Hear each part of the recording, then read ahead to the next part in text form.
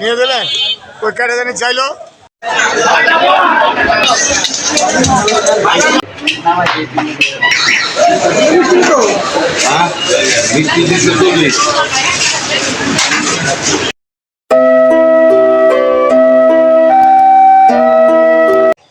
ভোরবেলা ঘুম থেকে উঠে যখন রাস্তায় বের হলাম তখন চারপাশটা ছিল একদম শান্ত খোলা রাস্তা, দুই পাশে সারি সারি বড় বড় গাছ, হালকা ঠান্ডা বাতাস এসে গায়ে লাগছিল।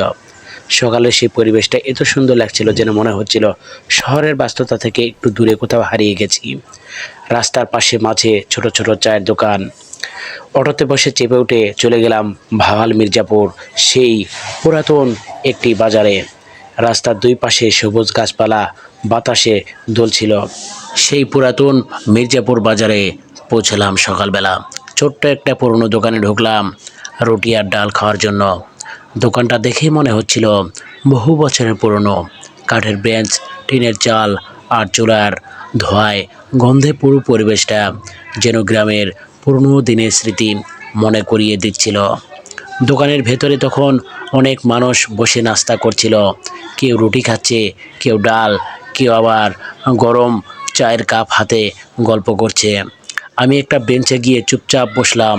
কিছুক্ষণ পর দোকানদার গরম গরম রুটি এনে দিল, সাথে ধোয়া ওঠা ডাল। সেই গরম রুটির গন্ধ আর ডালের স্বাদ সত্যিই অন্যরকম ছিল। মনে হচ্ছিল অনেক দিন পরে একটা সকালের নাস্তা পেলাম। চারপাশে মানুষের কথাবার্তা, আনাগোনা, কেউ মিষ্টি কিনছিল। বাজারের শব্দ আর সকালের সেই ব্যস্ত পরিবেশ সব মিলিয়ে মুহূর্তটা অনেক সুন্দর লাগছিল। খেতে খেতে মনে হচ্ছিল এই পুরনো বাজারে আসল সৌন্দর্যই হচ্ছে এই সাধারণ কিন্তু শান্ত একটা জীবন। এখানে বড় কোনো আয়োজন নেই, কিন্তু মানুষের মুখে একটা আলাদা তৃপ্তি আছে। সেই রুটি আর ডালের স্বাদ মানুষ যেন ভুলতে পারে না, এখনও যেন মুখে লেগেই আছে। তাই এই পুরনো বাজারে প্রতিনিয়ত দূর দূরান্ত থেকে মানুষ ছুটে চলে আসে সে ডাল আর রুটি খাওয়ার জন্য এবং বিভিন্ন মিষ্টি আইটেম খাওয়ার জন্য। বাজারে ঘুরতে ঘুরতে হঠাৎ চোখে পড়ল কাঁচা তাল। দূর থেকেই তালের ঘ্রাণটা যেন মনকে টেনে নিল। ছোটবেলার কত স্মৃতি মনে পড়ে গেল এক মুহূর্তেই। গ্রামের বাড়ির পাশেই সেই বড় তাল গাছ, বন্ধুদের সাথে দুপুরবেলা গাছের নিচে দাঁড়িয়ে থাকা, ঝড়ের পরে তাল কুড়ানোর আনন্দ সব যেন চোখের সামনে এক নিমেষেই ভেসে উঠল। অনেকক্ষণ দাঁড়িয়ে তালগুলোর দিকে তাকিয়ে রইলাম, তারপর একটা কিনে খেতে শুরু করলাম। প্রথম কামড় দিতেই মনে হলো এই স্বাদটা শুধু খাবারেই না, এটা যেন শৈশবে মিশে গেছে। গ্রামে থাকতে কত তাল খেয়েছি, কত তাল নষ্ট করেছি। একদিন শহরে এসে সেই তালই যে টাকা দিয়ে কিনে খেতে হবে এটা জানতাম না। গ্রামের গাছ থেকে তাল পেড়ে খেতাম অনেক অনেক। আর এখন বাজারে দাঁড়িয়ে দামাদামি করে তাল কিনে খেতে হয়। সত্যি মানুষকে অনেক কিছু শিখিয়ে দেয় সময়। পাশেই এই বৃদ্ধ লোকটি তাল কাটছিল। মুখে বয়সের ছাপ থাকলেও মানুষটা খুব শান্ত ছিলেন এবং আমি তার সাথে দু একটা গল্প করলাম। আমি তার পাশে দাঁড়িয়েছিলাম এবং তার পাশে একটু বসলাম এবং তার সঙ্গে একটু কথাবার্তা বললাম। আগের মতো আর মানুষ তাল খাবে না বাবা, এখন সবাই ব্যস্ত। গ্রামের সেই দিনও আর নেই। লোকটা কাজে মনোযোগ দিচ্ছিল। দূর থেকে মাছের বাজারে সেই চেনা কোলাহল কানে আসছিল। মানুষের ভিড়, বিক্রেতাদের ডাকাডাকি আর চারিদিকে শুধু তাজা মাছের গন্ধ। পুরো বাজার যেন জীবন্ত হয়ে উঠেছিল। এক দোকান থেকে আরেক দোকান পর্যন্ত শুধু মাছ আর মাছ।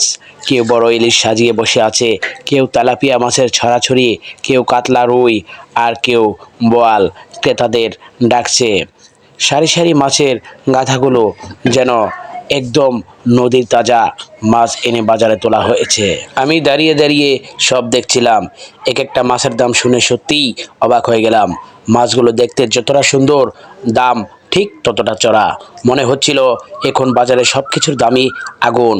একজন ক্রেতা হাসতে হাসতে বলল, ভাই নদীর তাজা মাছ নিয়ে যান, দাম তো একটু বেশি হবেই। তার কথা শুনে শুধুই হাসলাম। কি আর বলার আছে, মানুষের সংসার চালাতেই হিমশিম খাচ্ছে, তারপরও ভালো কিছু খাওয়ার আশায় বাজারে আসে। চারপাশে তাকিয়ে মনে হলো এই মাছের বাজার শুধু কেনাবেচার জায়গা না, এখানে মানুষের জীবনের গল্প লুকিয়ে আছে। কেউ পরিবারের জন্য মাছ কিনছে, কেউ সারাদিন কষ্ট করে মাছ বিক্রি করছে জীবিকা চালানোর জন্য। বাজারের সেই ভিড়, মানুষের ব্যস্ততা আর তাজা মাছের দৃশ্য আজকের সকালটাকে অন্যরকম একটা অনুভূতি দিয়ে গেল। সত্যিই মুগ্ধকর পরিবেশ মনে থাকবে সব সময়। এই পুরনো বাজারে প্রতি শুক্রবারেই বিভিন্ন প্রকার শাকসবজি, যেমন ফলমূল, আম এবং কাঁঠাল, বিভিন্ন তরতাজা ফরমালিন মুক্ত শাকসবজি বিক্রি হয়। সব শেষে আমি একটা পান উপভোগ করলাম, সেই ঐতিহ্যবাহী সেই ভাওয়াল মির্জাপুরের খুবই সুস্বাদু এই পানের দোকান। এখানে প্রতিনিয়ত এই চাচাই বিক্রি করে, সেখান থেকে আমি একটু মুখরোচক পান খেয়ে নিলাম।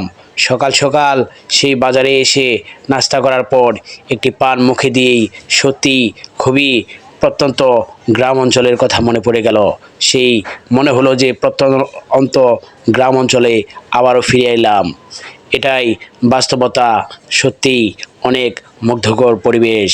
ভিডিওটি ভালো লাগলে লাইক, কমেন্ট, শেয়ার দিয়ে থাকবেন এবং কমেন্ট করে জানাবেন কোথা থেকে